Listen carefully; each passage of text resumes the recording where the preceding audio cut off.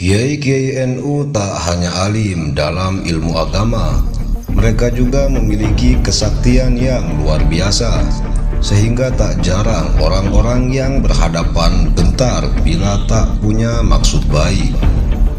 Berikut ini 5 daftar Kiai NU yang dikenal sakti mandraguna.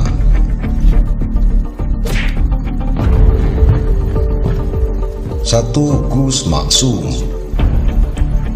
Kiai Maksum Jauhari atau yang lebih dikenal sebagai Gus Maksum merupakan seorang kiai paling sakti di tanah Jawa dengan kesaktian ilmu kanuragan yang tinggi. Sebab itulah Gus Maksum justru dikenal sebagai pendekar berkat keahliannya dalam mengaji kitab kuning, sekaligus juga ahli dalam seni bela diri atau pencaksilat. Beliau merupakan pengasuh Pondok Pesantren Lirboyo, Kediri, Jawa Timur. Masa mudanya Gus Maksum sangat suka mengembara ke berbagai daerah di Pulau Jawa untuk berguru ilmu silat. Karena itulah di masa dewasanya beliau tampil menjadi pendekar legendaris di kalangan NU. Penampilannya dengan rambut gondrong, jenggot, dan kumis panjang, bersarung setinggi lutut, memakai bakiak, berpakaian seadanya, dan tidak makan nasi, semakin membuat kesaktiannya dikenal hebat. Konon, saking saktinya sampai-sampai rambut beliau tidak mempan dipotong, mulutnya bisa menyemburkan api, mampu melemparkan sapi seperti melemparkan sandal, tidak mempan disantet, tidak mempan senjata tajam, mahir menaklukkan jin, dan lain sebagainya. Namun kini Gus Maksum sudah tiada. Beliau meninggal di Kanigoro pada 12 Januari tahun 2003. Jenazahnya dimakamkan di pemakaman keluarga sebelah barat Masjid Lama Ponpes Lirboyo. Hingga kini Gus Maksum dikenal sebagai kiai paling sakti di tanah Jawa.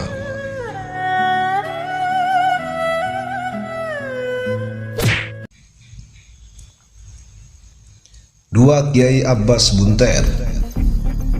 Kiai paling sakti di tanah Jawa berikutnya yaitu Kiai Abbas Buntet dari Cirebon. Kiai yang satu ini ikut mengobarkan semangat kepahlawanan dengan melakukan perlawanan terhadap penjajah Belanda. Kiai Abbas merupakan putra seorang ulama NU, sehingga bakat kiai dan kesaktiannya itu tentu menurun dari ayahnya. Kiai Abbas adalah putra sulung dari Kiai Abdul Jamil yang dilahirkan pada hari Jumat 24 Zulhijjah 1300 Hijriah atau 25 Oktober 1800 Masehi di Desa Pekalangan, Cirebon. Kakeknya pun seorang pendiri dari pesantren Buntet di Cirebon.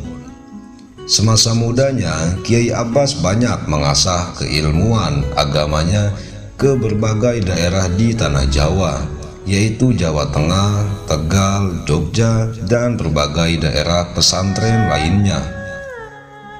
Beliau juga belajar ke Mekah dan kembali bersama-sama dengan Kiai Bakir Yogyakarta, Kiai Abdillah Surabaya, dan Kiai Wahab Hasbullah Jombang.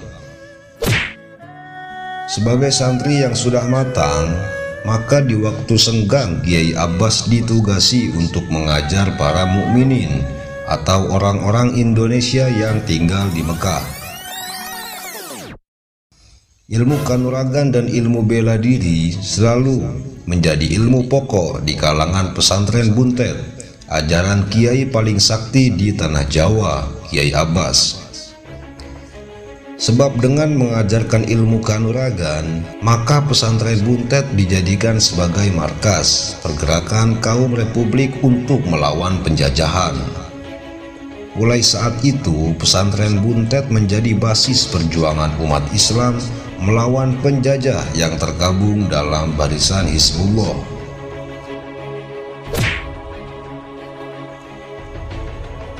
3. Kiai Amin. Kiai paling sakti di tanah Jawa berikutnya yaitu Kiai Amin. Beliau adalah Kiai NU yang memiliki karomah luar biasa, langsung dari Allah Subhanahu wa Ta'ala. Beliau tak hanya mahir dalam ilmu agama, namun juga sangat piawai dalam ilmu kanuragan dan pencaksilat. Beliau belajar dari ayahnya yaitu Kiai Irsyad yang wafat di Mekah kala itu. Kiai Amin lahir pada hari Jumat 24 Zulhijjah 1300 Hijriah, bertepatan dengan tahun 1879 Masehi, di Majahan, Plumbon, Cirebon, Jawa Barat. Konon Kiai Amin termasuk Ahlul Bait dari silsilah Syekh Syarif Hidayatullah. Selain dikenal sebagai ulama, Kiai Amin juga dikenal sebagai kiai paling sakti di tanah Jawa, sang pendekar yang menguasai ilmu bela diri dan kanuragan. Ada kisah di kalangan warga Ciwaringin dalam pertempuran 10 November 1945 di Surabaya. Kiai Amin dan ulama lain di Cirebon ikut mengirim laskar ke Surabaya. Bahkan Kiai Amin sendiri ikut berangkat serta turut mengusahakan pendanaan untuk biaya keberangkatan. Bagi warga Nahdliyin, Kiai Amin dikenal sangat legendaris. Konon dalam perang di Surabaya itu, dia tidak mempan senjata maupun peluru saat bertempur. Bahkan beliau juga dikabarkan tidak mati meskipun dilempari bom sebanyak 8 kali. Luar biasa, itulah karomah yang diberikan Allah pada sang Kiai NU yang satu ini, Kiai paling sakti di tanah Jawa.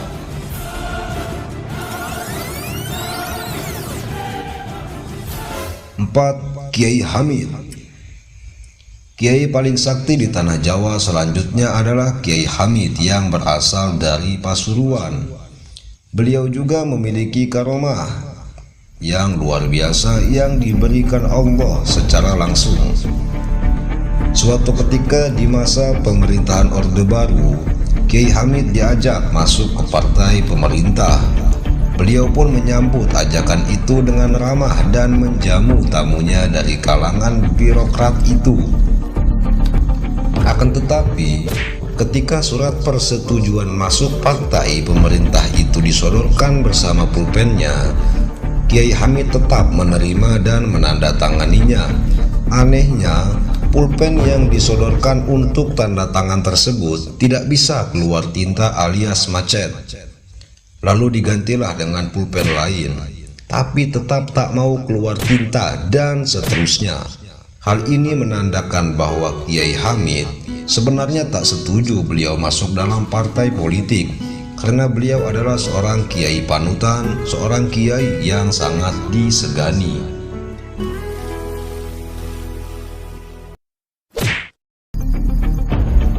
5. Gus Dur. Kiai paling sakti di tanah Jawa yang terakhir juga masih termasuk Kiai NU, yaitu Kiai Haji Abdurrahman Wahid atau yang lebih dikenal sebagai Gus Dur. Gus Dur adalah presiden keempat negara Indonesia. Luar biasa bukan? Padahal Gus Dur adalah seorang yang tunanetra. Beliau merupakan Kiai NU tersohor di Nusantara ini, bahkan sampai ke luar negeri. Sebagai salah satu kiai paling sakti di tanah Jawa, Gus Dur disebut-sebut memiliki karomah. Salah satunya diceritakan Khairul, sopir pribadi Gus Dur. Suatu ketika, ia sedang berada di Majenang, Cilacap, mengantar Gus Dur dan beberapa orang anggota rombongan dalam 2 mobil. Saat itu sudah pukul 12 siang, dan Gus Dur mengajak pulang karena di rumah ada tamu yang harus ditemuinya pada jam 13. Ia pun segera putar arah dan mobil rombongan di belakang mengikutinya di belakang. Karena sudah ada janji, ia ngebut.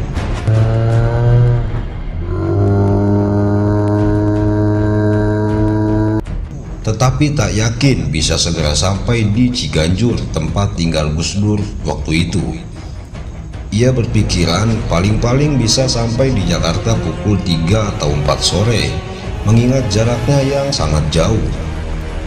Rute yang harus dilalui masih sangat jauh karena harus melewati kawasan puncak yang jalannya kecil, berliku-liku dan naik turun.